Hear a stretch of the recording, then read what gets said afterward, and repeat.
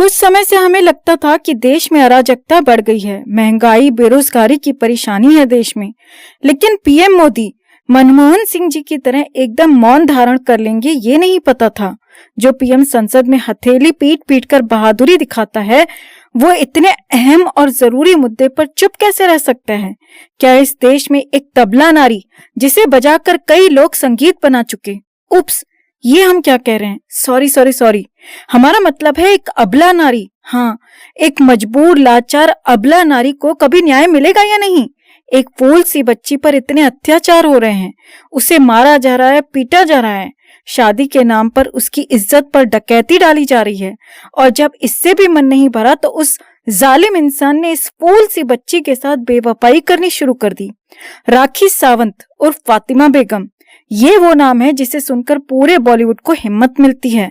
ये वो नाम है जब सलमान दादू तक की गिग्गी बन जाती है, तब ये फटा ढोल तब राखी सावंत हिम्मत का दूसरा नाम। नहीं, हिम्मत कोई आदमी नहीं है, हिम्मत मतलब दिलेरी का दूसरा नाम राखी जी सामने आती है और चुलमान दादू जैसों के लिए तारणहार बनती है। साजिद हफसी खान, नाना पाटेकर, भूषण कुमार और सुभाष कई जैसों पर जब मीटू मूवमेंट के दौरान आरोप लगे तो ये सब के सब बिल में छुपकर बैठ गए, किसी के मुंह से आवाज तक नहीं निकली। लेकिन तब ढाल बनकर खड़ी हुई तूफानों का रुख मोड़ देने वाली राखी सावंत, वो राखी सावंत जो जमीन पर पैर मार दे तो धूल नहीं उड़ती जैसे साउथ की फिल्मों में उड़ती है, पूरे ब्रह्मांड में भूकंप आ जाता है। लेकिन इस देश का दुर्भाग्य देखिए कि बेसहारा और मजबूर लोगों के लिए अपना सीना चीर के रख देने वाली सिर्फ मेरी नहीं, हमारी और आप सबकी प्यारी जिगर की टुकड़ी जब परेशानी में है तो देश की सरकार हाथ पर हाथ धरे बैठी देख रही है, तमाशा देख रही है। क्या ये लोकतंत्र है? इसे कहते हैं डेमोक्रेसी? क्या एक हिंदूवादी सरकार का ऐसा रवैया होना चाहिए? हाथ उठाकर हमें जवाब दीजिए कि क्या इस तरह का रवैया ठीक है, वो भी तब जब एक अबला नारी की इज्जत के चिथड़े उड़ा दिए गए हों और उसके साथ में लव जिहाद हो रहा हो। पीएम साहब, महंगाई और बेरोजगारी से परेशान लोगों की हाय आपको लगे ना लगे, लेकिन इस अबला नारी की आत्मा से निकली एक एक चिंगाड़ आपकी सत्ता हिलाने की ताकत रखती है। एक माँ के दिल से निकली हाय बड़े बड़े सूरमाओं का सिंहासन पलट देती है। क्या ये माँ नहीं बनी? अबे चल, 6 साल पहले इस दूरदर्शी औरत ने अपने एग्स फ्रीज करवा दिए थे ताकि बुढ़ापे में जाकर ये मातृत्व सुख प्राप्त कर सके। अंडे फ्रीज हैं तो माँ बनना तो कंफर्म है ना, आज बने या कल, माँ तो माँ होती है। राखी सावंत जी के साथ लव जिहाद हुआ है, लव जिहाद।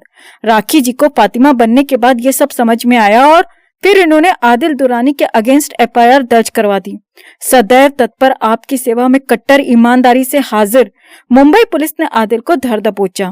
आदिल अब जेल में चक्की पीस रहा है। फातिमा बेगम आदिल पर कई गंभीर आरोप लगा चुकी है। फातिमा बेगम और उसके भाई ने मीडिया को बताया कि आदिल राखी के साथ मारपीट करता था। राखी की मां की डेथ के समय भी उसकी पिटाई की गई, लेकिन यह अबला नारी सब कुछ चुपचाप सहती रही। आदिल ने उसके साथ जब मारपीट की तो वो घुट घुट कर एक कमरे में बंद होकर रोती रही, लेकिन अपने दिल का दर्द किसी से कह नहीं पाई। ये बात और है कि ये 24 घंटे में से 28 घंटे मीडिया में अपना सामान फैलाकर बैठी रहती है और अपनी पॉटी तक का कलर दुनिया को बताने में लगी रहती है।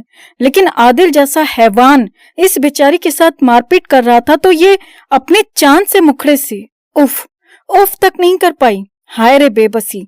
फातिमा जी ने कहा कि आदिल अनु चंदेल नाम की गर्लफ्रेंड से शादी करने वाला था और तनु भी आदिल के बहकावे में आकर अपना धर्म बदलने को तैयार थी और आदिल की बीवी बनने को फड़फड़ा रही थी। यही नहीं, घनघोर अबला नारी फातिमा बेगम ने और भी कई आरोप आदिल पर लगाए। फातिमा ने बताया कि आदिल ने उसकी न्यूड फोटोज वीडियोस बनाई और उन्हें पॉर्न साइट पर बेचा और वो कई बार मेरी न्यूड पिक्स और वीडियोस को पॉर्न साइट पर बेचकर पैसे कमा चुका है। यही नहीं, आदिल उसे पॉर्न फिल्मों की तरह एक्ट करने को बोलता है और वो उसकी वीडियोस बनाता है और बाद में उनको बेच देता है। आदिल ने मेरा विश्वास तोड़ा है, उसने मेरा शारीरिक और मानसिक शोषण किया है। मैं तो उसके साथ अपनी लाइफ बिताना चाहती थी, लेकिन वो दूसरी लड़कियों को अपने पंखे पर टांग कर घूमता रहता था। राखी जब मीडिया में ये सब बातें बता रही थी तो अबला नारी राखी बेचारी बेहोश होकर वहीं पर गिर गई। इसके बाद क्रेन मंगवाई और उससे राखी को उठाकर ट्रक में लादकर अस्पताल लेकर गए। ट्रक में लादकर खैर, राखी जी ने बताया कि आदिल एक क्रिमिनल है और उस पर मैसूर में कई केसेस दर्ज हैं।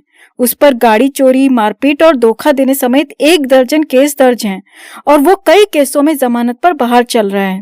उसने मुझे प्लान करके फंसाया और मुझसे शादी की। मैं तो उसके साथ बच्चा प्लान कर रही थी और वो मेरे अकाउंट से पैसे चुरा रहा था और मेरी ज्वेलरी तक उसने अपने कब्जे में ले ली। राखी जी ने आगे बताया कि मैंने उसकी बॉडी पर लड़कियों के लव बाइट्स देखे। वो कई लड़कियों के साथ सोता रहता है। भाई, थोड़ा कंफ्यूजन है। अबला नारी एक तरफ कहती है कि ये अबला है और दूसरी तरफ सच। अबला नारी एक तरफ और सच दूसरी तरफ। राखी का ये आरोप हमें थोड़ा कंफ्यूजिंग लग रहा है। राखी ने कहा कि आदिल कई लड़कियों के साथ सोता है, लेकिन कैसे? एक एक करके लपेटे में लेता है या सबको एक साथ लाइन में लगाकर मूंगफली बांटता है? राखी को यह आरोप थोड़ा सा क्लियर करना चाहिए। बाकी राखी के दुख में हम पूरी गहराई तक डूबे हुए हैं। नहीं, गहराई ज्यादा है, हम इसके दुख में शरीक हैं। गहराई में बिल्कुल नहीं जाना। राखी का यह आरोप भी थोड़ा सा बेबुनियाद है कि आदिल के शरीर पर लव बाइट्स देखे थे जो उसकी गर्लफ्रेंड्स के थे। ये क्या बात है राखी? ये तो गलत बात है ना। मान लिया यार, तू तबला नारी है, सॉरी अबला नारी है। राखी के ये आरोप बहुत ज्यादा वाहियात हैं। अरे हो सकता है अगले बंदे के शाही शौक हो, पठानों वाले। हो सकता है उसने बोनट पर बैठने के साथ साथ डिक्की में बैठकर सवारी करने का भी शौक पाल रखा हो। और खुद राखी ने भी तो आदिल पर आरोप लगाया था कि ये अननेचुरल सेक्स, सॉरी हम अपनी वीडियो में क्या बोल रहे हैं ये सब। राखी ने आदिल पर आरोप लगाया था कि आदिल दरवाजे से एंट्री नहीं लेता, वो जबरदस्ती विंडो से एंट्री लेता है। तो इसी तरह लव बाइट्स भी जरूरी थोड़ी है कि लड़कियों के ही हों, किसी किरण तिरछी टांग वाली के जैसे के भी तो हो सकते हैं। वैसे राखी के आरोपों पर राखी के एक्स मुर्गे रितेश का भी बयान आया है और उसने राखी को सपोर्ट किया है। लगता है ये 1.5 फुटिया अभी फिर से ड्राइविंग करना चाह रहा है। मन भरा नहीं है बंदे का अभी। इधर फातिमा के शौहर आदिल के वकील ने भी एक बयान दिया है। वकील साहब ने कहा कि आदिल को प्लान करके फंसाया गया है। आदिल ने कभी भी राखी के साथ बुरा बर्ताव नहीं किया। वो तो बेचारा खुद विक्टिम है, क्योंकि आदिल राखी को नहीं बल्कि राखी आदिल को मारती थी और उसे झूठे केस में फंसाने की धमकी देती थी। आदिल का वकील मारपीट का आरोप लगा रहा था, लेकिन आदिल ने अभी तक राखी के खिलाफ कोई भी शिकायत पुलिस में दर्ज नहीं कराई है। राखी और आदिल का मामला अब सड़कों से पुलिस थाने तक पहुंच चुका है और कुछ दिन ये ड्रामा ऐसे ही चलता रहेगा। कुछ दिन नहीं, ये ड्रामा तब तक चलेगा जब तक पृथ्वी का अस्तित्व है। पृथ्वी खत्म भी हो गई तो भी 1% चांस है कि राखी तब भी हार नहीं मानेगी और मार्वल मूवी के थॉर के साथ उसके ग्रह एसगार्ड में जाकर तांडव मचाना शुरू कर देगी। ये स्त्री नहीं, फातिमा बेगम है, कुछ भी कर सकती है। वैसे हमारे मन में एक सवाल बार बार कचोट रहा है। राखी ने कहा कि आदिल ने उसकी न्यूड फोटोज और वीडियोस को पॉर्न साइट पर सेल किया और उसे ब्लैकमेल भी करता है। फातिमा बेगम की फोटोज और वीडियोस आखिर खरीदी किस महान व्यक्ति ने होगी? ये मैडम पिछले 25-26 साल से मुंबई की सड़कों पर टैक्सी बनकर दौड़ने में लगी हुई है। टायर पूरी तरह से घिस चुके हैं, ट्यूब में इतने छेद हो चुके हैं कि वो ट्यूब कम और वो पंचर की दुकान ज्यादा दिखने लगी है। पूरी बॉडी डेंट पेंट है। इसकी बॉडी का एक एक पार्ट ऐसा है जो मतलब ओरिजिनल तो भूल जाओ, उसकी सर्जरी कई कई बार हो चुकी है। डेंट पेंट हो रखा है। डोर के परखच्चे पहले उड़वा दिए, विंडो आदिल ने तहस नहस कर दी। अभी बचा क्या है इसमें? असल में एफआईआर राखी को नहीं बल्कि फोटोज वीडियोस खरीदने वाले को, इन दोनों पर करनी चाहिए और असल में उसी इंसान को कंपनसेशन मिलना चाहिए। न सिर्फ आदिल पर केस होना चाहिए बल्कि फातिमा बेगम को भी जेल के अंदर डालना चाहिए।